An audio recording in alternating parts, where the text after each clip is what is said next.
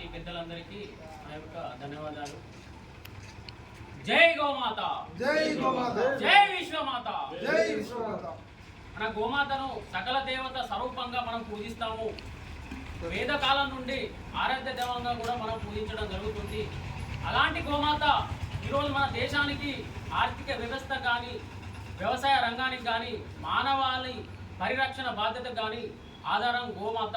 అలాంటి గోమాతను ఈరోజు విచ్చలవిడిగా కోతకు గురి చేస్తూ, వేలాదిగా ఆవులని కోతకు గురి చేస్తూ మాంసాహారంగా భుజిస్తున్నారు. ఇది చాలా బాధాకరమైన విషయము. మనకు గోహత్య నిషేధ చట్టము 1977 సంవత్సరము గోహత్య నిషేధ చట్టం అమలు చేయడం జరిగింది. కానీ ఆ అమలు పరచడంలో కొన్ని ప్రభుత్వ శాఖలు నిర్లక్ష్యం కారణాన అమలు పరచకపోవడం మన చాలా బాధాకరం. దయచేసి అన్ని ప్రభుత్వ శాఖలు కానీ, రైతులు కానీ మనం గోవును